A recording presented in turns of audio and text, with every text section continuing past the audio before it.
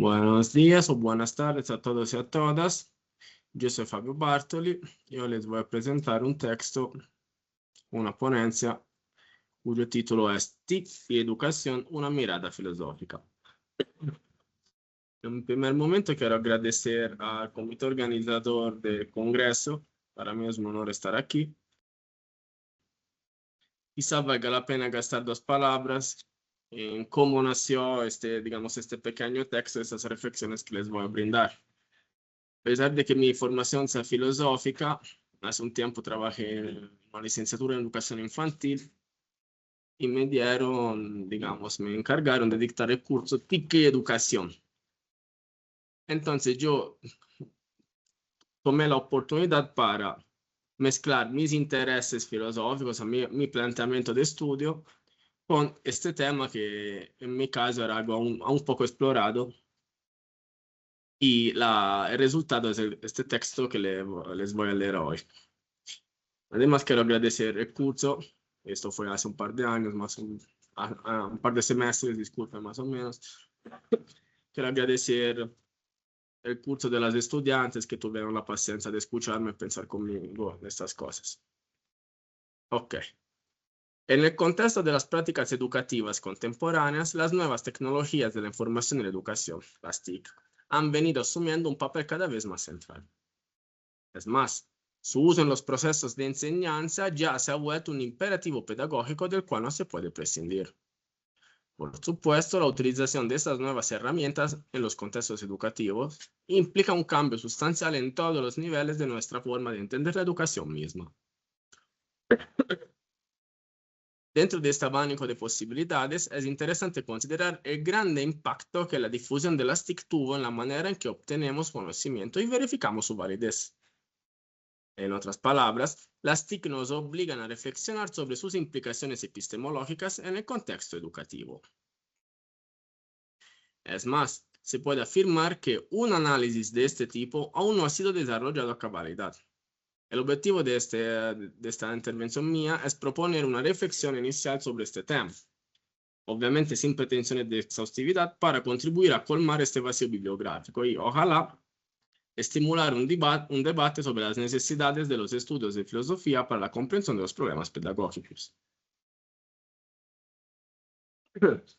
Más precisamente, aquí quiero reflexionar de manera crítica sobre el concepto desarrollado por Bourboulez de aprendizaje ubicuo, resaltando las falencias epistemológicas que conlleva dicha manera de entender el aprendizaje, no sin rescatar las intuiciones que considero provechosas para nuestra reflexión, y tratando de complementar este paradigma epistemológico, o sea, el paradigma del aprendizaje ubicuo que Bourboulez dibuja, pero complementarlo con otro que extraeré de la obra de Wilhelm Meister de Goethe, para finalmente ampliar la reflexión a las bases antropológicas que subyacen a cada teoría gnoseológica. Para hacer esto, considero pertinente usar las herramientas conceptuales y metodológicas propias del análisis filosófico, las cuales considero adecuadas para desarrollar mi estudio de una naturaleza epistemológica. O sea, aquí yo quiero ubicarme básicamente en esas reflexiones en el campo de la filosofía de la educación. Trataré de tomar, ¿en qué manera hacer esto? Trataré de tomar temas de análisis estrictamente de la educación en un primer momento para analizarlos desde un punto de vista de la filosofía, o sea, con las herramientas conceptuales y metodológicas de la filosofía. Así las cosas, en una primera sección quiero abordar la situación de las nuevas tecnologías considerando la definición que Piscitelli brinda de ellas como una discontinuidad epistemológica esencial, justamente para resaltar el alcance gnoseológico del problema y para destacar la importancia de replantearnos nuestra manera de entender la enseñanza. En un segundo momento analizo unos rasgos representativos de una de las propuestas que mayor auge tiene y que replantea nuestra manera de entender los procesos de aprendizaje, a saber, como ya he dicho, el tema del aprendizaje ubicuo. Y luego para definir algunas de sus facetas y criticarlas desde un punto de vista justamente filosófico, con particular atención a los aspectos epistemológicos que allá se encuentran. O sea, no, Obviamente sería en 40 minutos imposible abarcarlo todo desde la filosofía. Me voy a fijar sobre todo en sus facetas epistemológicas. Es una decisión arbitraria, sí, obviamente hubiera podido ser de otra manera, pero digamos que pensaría yo que en un contexto de filosofía, de un congreso de educación, quizá esta faceta resulte particularmente interesante para el auditorio y me parece una manera pertinente de arrancar el análisis. En tercer momento, extrayendo unos elementos de análisis de la novela Wilhelm Meister de Goethe, propongo un paradigma de aprendizaje alternativo y complementario cuyo eje central es el concepto de Bildung. Y luego concluyo. Para enfocar el tema de la influencia en las TIC en la educación de la manera correcta, para el análisis que quiero hacer, es pertinente abordar dicho problema iniciando por la lectura que, en un texto sobre nativos e inmigrantes digitales, Piscitelli hace de la situación de las nuevas tecnologías y las define como una discontinuidad epistemológica esencial. En sus palabras, aquí abro cita, se trata, en jerga astronómica, de una singularidad, una compuerta evolutiva, un antes y después tan radical que es difícil conceptualizarlo. Y mucho menos fácil es generar los instrumentos educativos capaces de operar para saturar la discontinuidad hecha posible por las tecnologías, pero también por muchos otros factores de forma combinada y convergente. En este caso, la singularidad es precisamente la digitalización de la cultura. La diferencia mayor no es tanto en términos de cambios físicos del cerebro, aunque a lo mejor también los hay, sino en claros usos diferenciados de funcionalidades cerebrales, respondiendo a entornos ubicuos, densos en información, que deben ser procesados en paralelo y en capacidad de toma de decisiones simultáneas. Fin de la cita.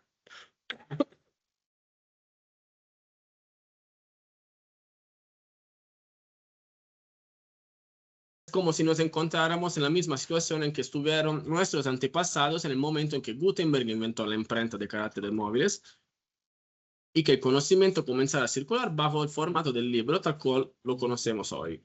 O también algo similar a la época en que se implementó la famosa evolución alfabética griega, en que la civilización occidental pasó de la transmisión oral de la sabiduría a su transmisión escrita.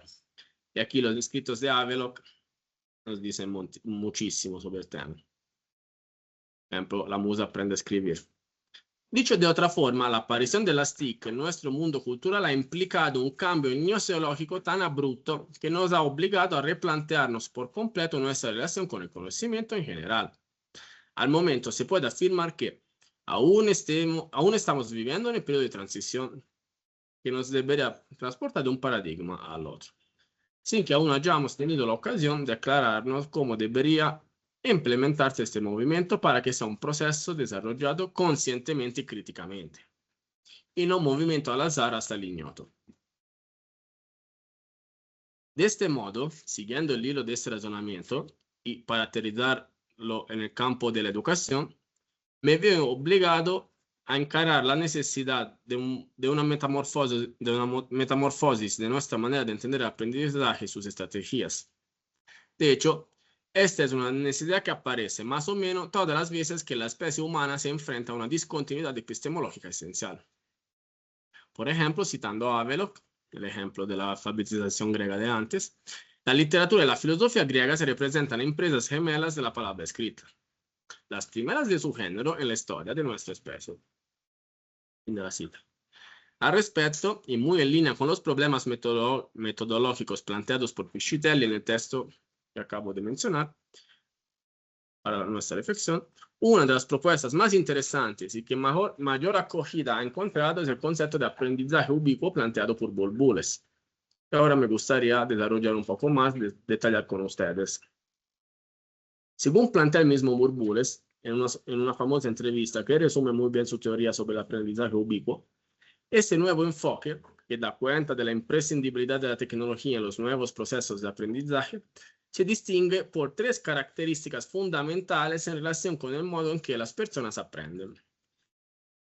Primer punto, el aprendizaje se vuelve un fenómeno just in time, o sea, justo a tiempo. En este escenario, los individuos aprenden lo que necesitan saber justo en el momento en que lo necesitan, sin necesidad de inscribirse en un curso de estudio formal. Segundo punto, el aprendizaje ya no se da en espacios estructurales formales, sino que se descentraliza hacia cualquier espacio, desde los parques hasta las cafeterías o la sala de la casa. Tercer punto, el aprendizaje pasa de ser un procedimiento individual a uno mucho más colaborativo. El ejemplo típico es el portal de la enciclopedia de Wikipedia, en donde cualquier usuario puede participar en la creación de nuevo conocimiento.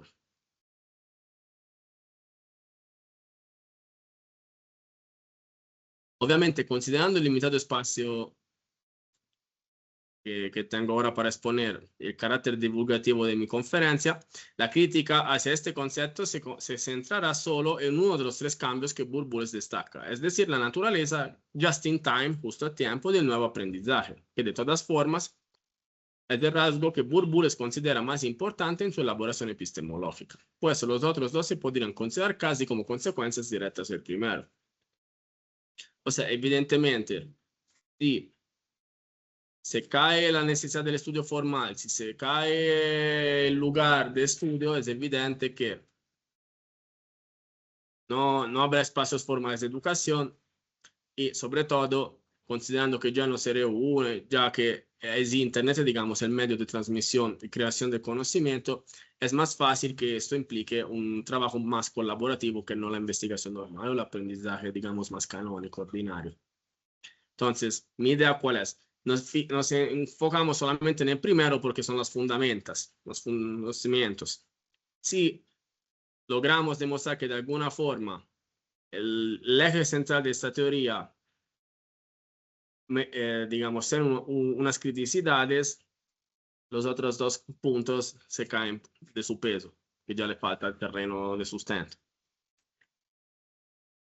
A este propósito, el propio Bourboulez, cuando expone este concepto, o sea, el primer punto que mencioné, ofrece el ejemplo ilustrativo de un desaventurado hombre de Haití, que luego de un terremoto quedó con la pierna atrapada por un bloque de concreto. La víctima no tenía posibilidad de moverse y tenía una herida que estaba sangrando de manera copiosa. Pero tenía su teléfono celular a la mano y tenía acceso a Internet. Mientras que los socorristas llegaban, el desafortunado buscó en Internet cómo hacer un torniquete que le salvó la vida, pues evitó que se desangrase allá mismo. Según Bourboulez, este sería el clásico ejemplo de una de las posibilidades que la tecnología en la educación otorgan a cada usuario. Que el uso de las tecnologías en la educación otorgan a cada usuario. Él aprendió lo que necesitaba justo en el momento en que lo necesitaba. Seguramente este ejemplo nos brinda muchas más herramientas de reflexión que las que propone Bourboulez y que quiero un poquito desarrollar. En primer lugar, aquí se está equiparando cualquier tipo de conocimiento como si fuese epistemológicamente uniforme, o sea, harina del mismo costal. Sin embargo, parece complejo parangonar la construcción de un torniquete, una herramienta simple de concebir y crear, a otros temas como podrían ser un razonamiento filosófico o matemático complejo, de naturaleza puramente abstracta. Esta diferencia epistemológica se debe no solo a la diferencia de complejidad entre las dos materias, sino también a un tema mucho más relevante. Algunos conocimientos necesitan un tiempo para que el ser humano los absorba y relabore.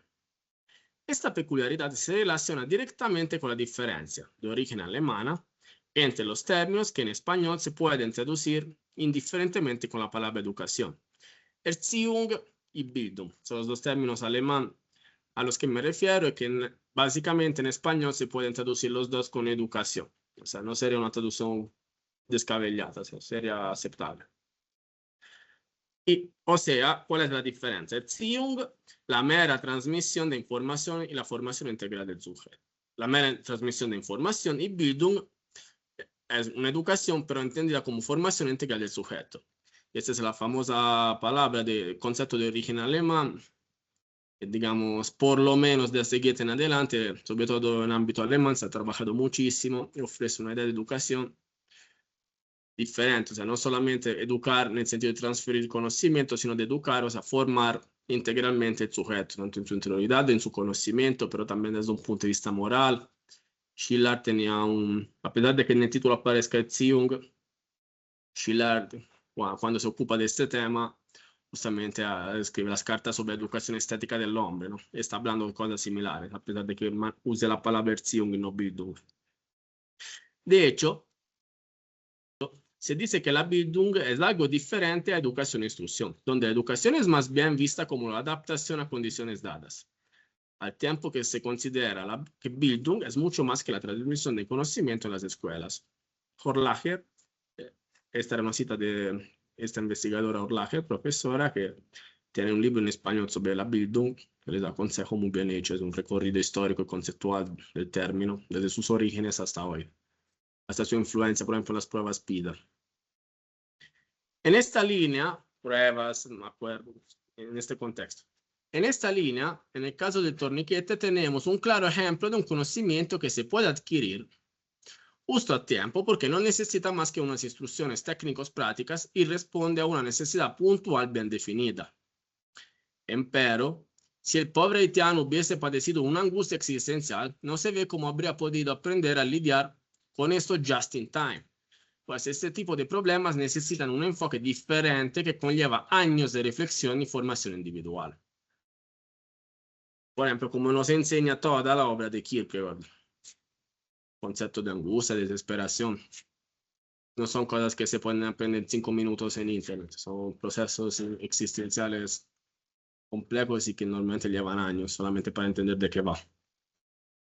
En este caso, o sea, en lo que estamos mencionando, parece que un paradigma de aprendizaje más adecuado nos lo ofrece Goethe por medio de una de sus obras literarias más famosas, Los años de aprendizaje de Wilhelm Meister.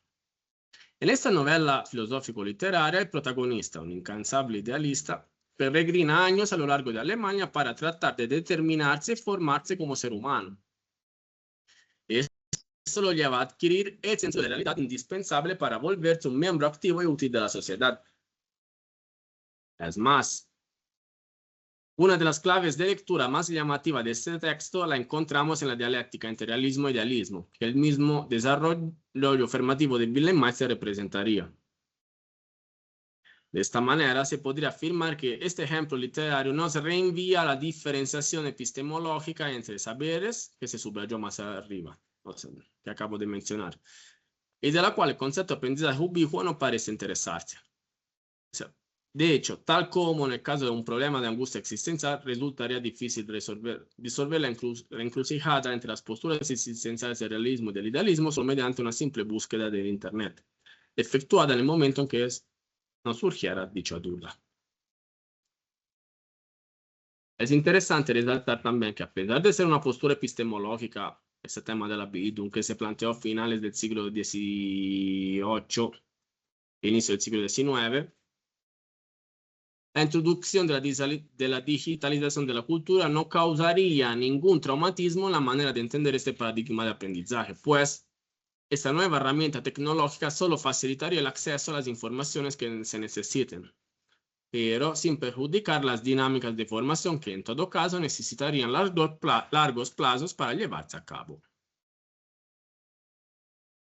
Por otro lado, es cierto que un modelo de formación que implique la inversión de años para adquirir cualquier tipo de conocimiento implicaría de facto una imposibilidad de nuestro mismo desarrollo gnoseológico, pues cualquier habilidad que quisiéramos obtener implicaría años de estudio y reflexión, llevándonos a la situación paradójica de que en toda una vida habría el tiempo de aprender solo una cantidad mínima de cosas, quizá de una forma estupenda y maravillosa, interiorizándolas al máximo, pero una cantidad mínima. O sea, probablemente no sería suficiente el tiempo para aprender ni las letras del alfabeto. Por supuesto, es evidente que un aprendizaje que se desarrolle de esta forma caería en el mismo error epistémico que identificamos en el planteamiento de Burbules, o sea, no diferenciar la naturaleza de los dos conocimientos que se quieren adquirir.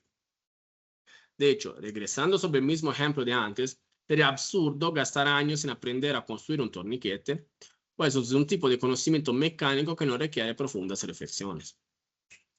Además, en el caso del haitiano, esto sería incluso dañino, pues un ser humano que tenga una herida que pierde que pierde sangre no tendría el tiempo de implementar años de aprendizaje en construcción de la propia personalidad, ya que se moriría desangrado en unas pocas horas, sino minutos.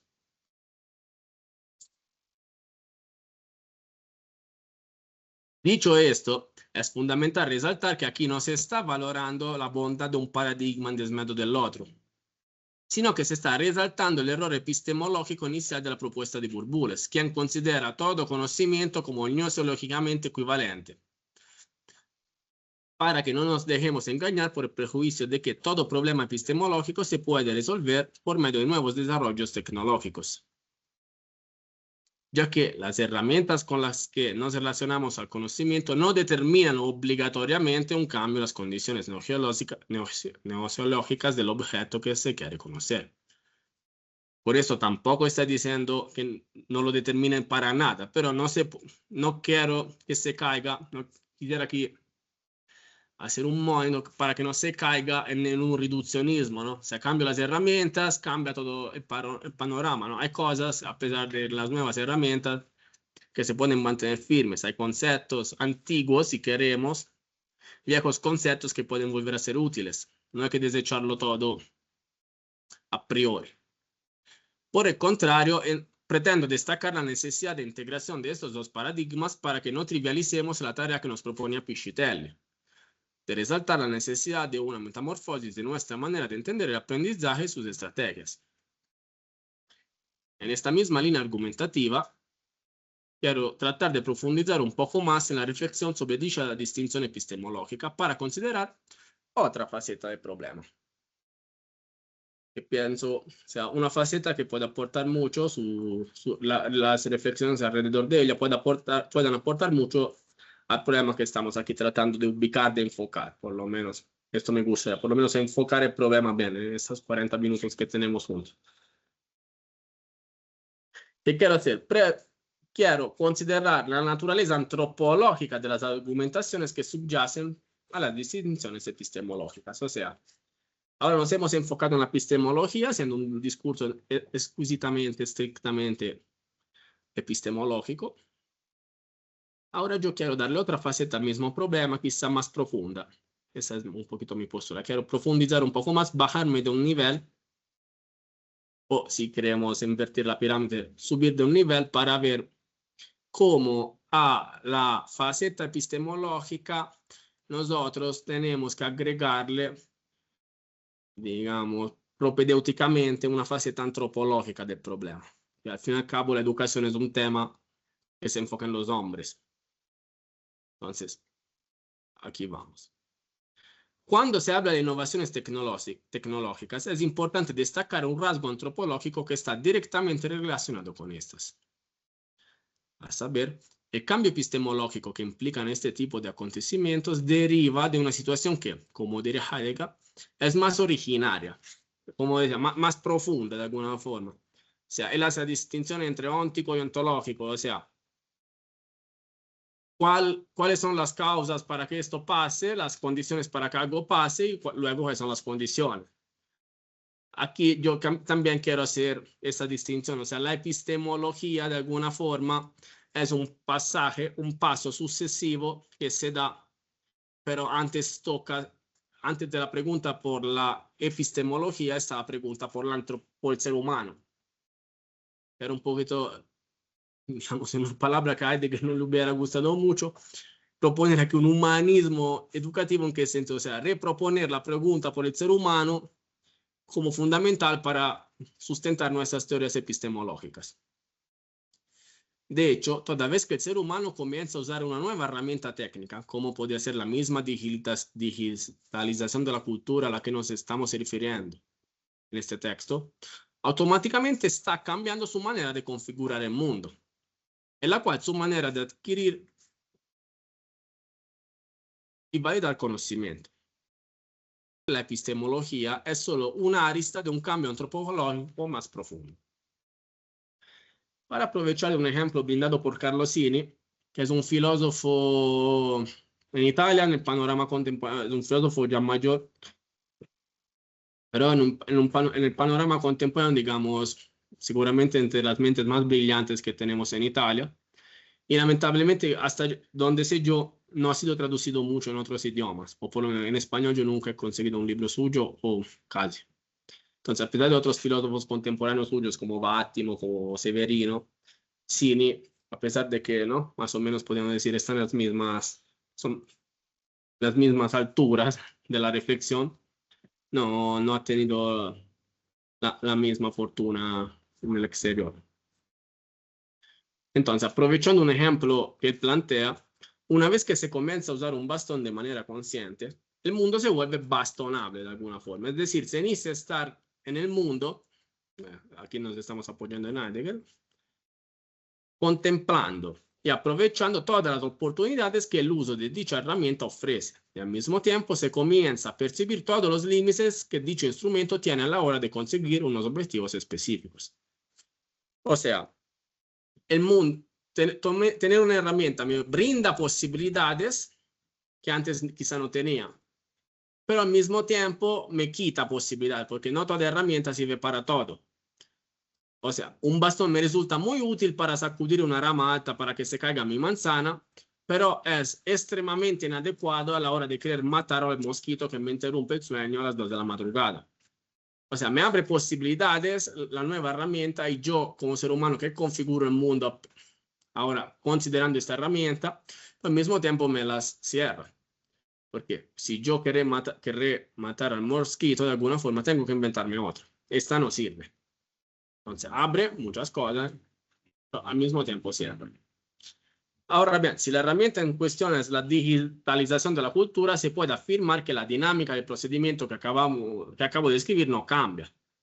De allí que mi manera de estar en el mundo cambiará en relación con las posibilidades que me abre esta nueva forma de transmitir el conocimiento. Y también tendré que lidiar con todos los límites intrínsecos que esta herramienta conlleva con respecto a los objetivos que me propondré a lo largo de mi experiencia de vida.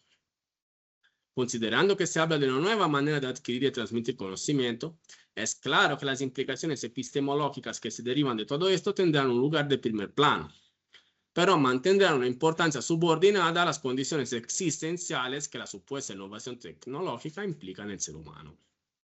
Dicho de otro modo, y ojalá de una manera un poco más clara, la existencia subyace a la epistemología y no al revés. Antes existo, luego conozco.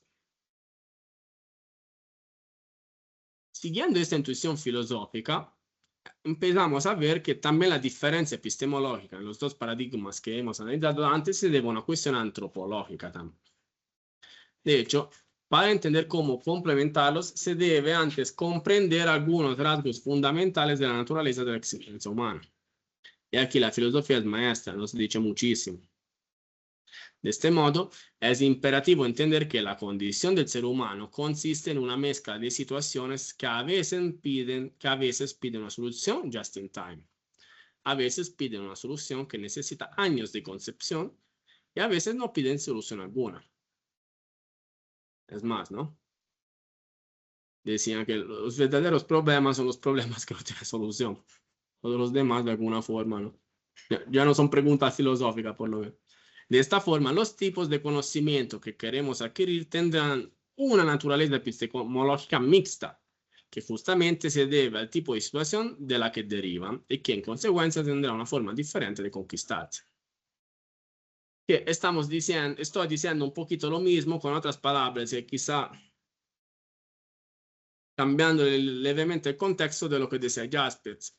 O sea, la filosofía de la existencia y también el conocimiento es un tema también contextual. Yo no puedo exactamente, ¿no? El problema de su contexto, de su contingencia, porque si no perdería una faceta fundamental de todo el problema.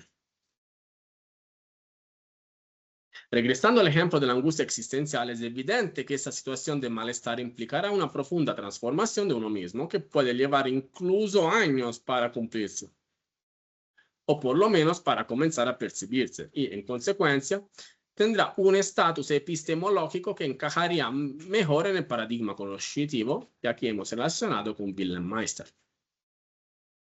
Por otro lado, el caso de una persona, pongámosles el nombre Alexander Supertramp, ¿no? Supertramp, referencia a la película super famosa, que se encuentra en un territorio, o sea, Alexander Supertramp, pongámosle el ejemplo, el ejemplo, el que se encuentra en un territorio desconocido y hostil y necesita entender de cuáles plantas pueden nutrirse y cuáles evitar por venenosas, necesitará aprender nociones justo en el momento en que se encontrará frente al vegetal que podría comerse, sin necesidad de cumplir un proceso de formación de años. Al respecto de estos dos ejemplos, es interesante resaltar que en ambos casos estamos encarando una cuestión de vida o muerte. De hecho, así como una angustia existencial que se ignore puede resultar en intentos suicidas, del mismo modo, equivocarse en comer una baya que se pensaba que no fuese venenosa puede conducir a morir en un autobús en el medio del Parque Nacional de Denali.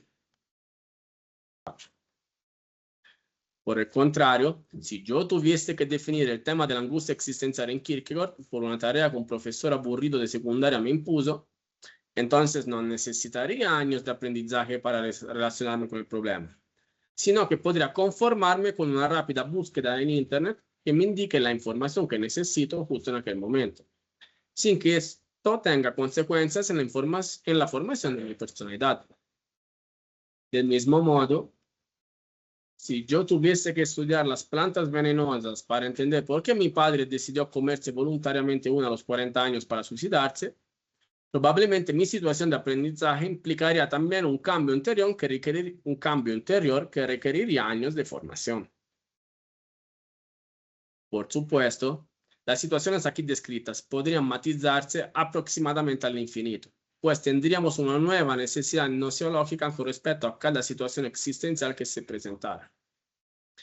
Así las cosas, la exposición de estos casos hipotéticos es suficiente para resaltar que ambos apuntan a demostrar que la gnoseología está subordinada a la existencia, pues en la situación existencial en la que me encuentro, ya dije, Jasper diría la contingencia, la que determina mi postura epistemológica hacia un problema.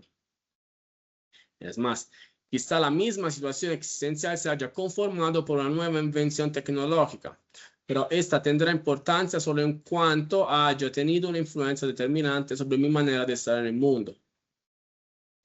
Un ejemplo de esta dinámica lo podríamos encontrar en la invención de la máquina a vapor, la cual tuvo como consecuencia directa la implementación del sistema productivo de la fábrica, que necesitaba obreros cuya experiencia vivencial fue determinada por allá en adelante por las condiciones de vida, tanto políticas como prácticas, que dicha estructura imponía a sus trabajadores.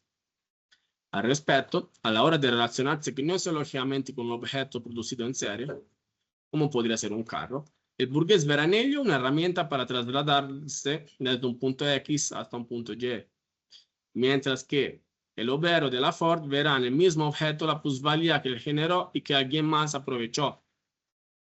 Siguiendo nuestro hilo argumentativo, esta diferencia se debe justamente a la diferencia de vivencias entre los dos sujetos considerados en relación con el objeto en cuestión, la cual, por supuesto, implica también una diferencia de postura epistémica hacia el mismo.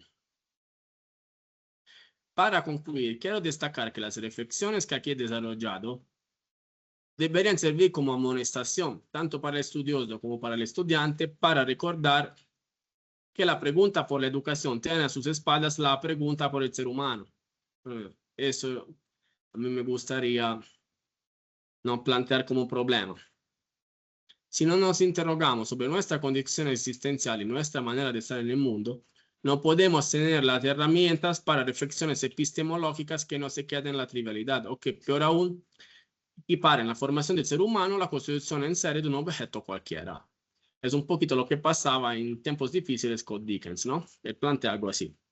¿Qué pasaría si nosotros equiparáramos la formación del ser humano a la él dice llenar materas, pero más o menos construcción en serie de estos objetos?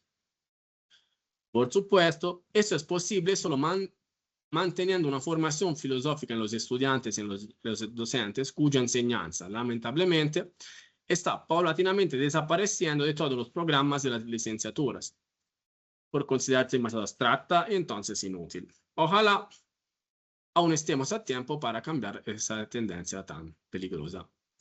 Muchas gracias.